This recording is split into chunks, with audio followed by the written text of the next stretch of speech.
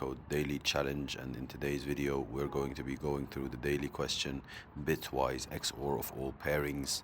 It says this is another binary question. It says you're giving 0 and 2 0 indexed arrays nums1 nums2 that have positive integers. There exists another array nums3, right? What is nums3? Nums3 is the bitwise XOR of all the pairings of integers between nums1 and nums2. So all the pairings, so literally brute force. So 2 paired with all of these, 1 paired with all of these, XOR'd together. And it says every integer in nums1 is paired with every integer exactly once. It wants to return the bitwise XOR of all the integers in nums3. So you generate an array such as this one, which is an array of all the pairings, and then you XOR these values together, so they give you the final answer. This question is like straightforward. You think, okay, let's brute force and calculate, but the constraints are really bad, so it's not going to pass. But you need to understand something about XOR. I think if you know it, you can solve the question easily. If we have a number like, let's say for example 3, right? 3 XOR'd by 3 is always going to be 0. If you XOR 0 by 3, it's going to be 3, right? So what can we deduct from that is if the count of a certain number is even, it's always going to be 0. The XOR operation of that number together is going to be 0. If it's odd, it's going to be the number, right?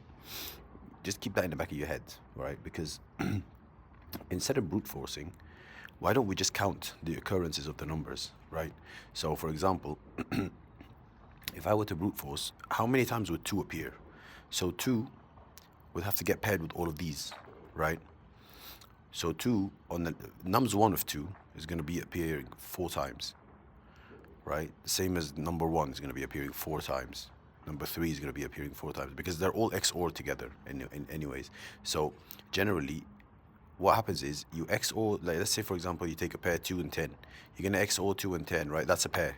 And then you're going to XOR the value when you generate nums3 of the pairings. You're going to XOR them together anyways. So why don't you just XOR everything all together at once without having to do multiple steps, right? So basically 2 appears 4 times. 1 appears 4 times as well.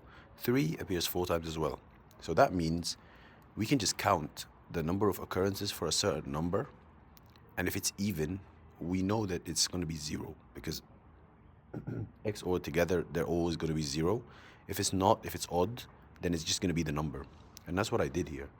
Basically, I have this counter hash map where, and I have the lengths of both nums1 and nums2. I go through nums1, and for every occurrence of nums1, I know for a fact that this is going to appear at least L2 times, which is nums2 times.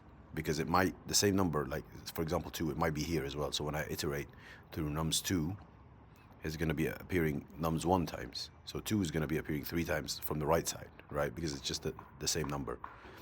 So now I know the occurrence of every number in the pairings. Like if we have the final pairings, I know how many. So this number is going to get XOR'd the same amount of times as that count, right? So all I do is iterate. If it's even, if it's odd, this means if it's odd, I'm just gonna XOR it. So I have this final res, I'm gonna XOR it with that number. Otherwise I'm gonna skip, and then I'm returning res, and it passes. And the time complexity of this is O of n of nums1 plus n of nums2. So yeah, thank you guys for watching. See you in the next one.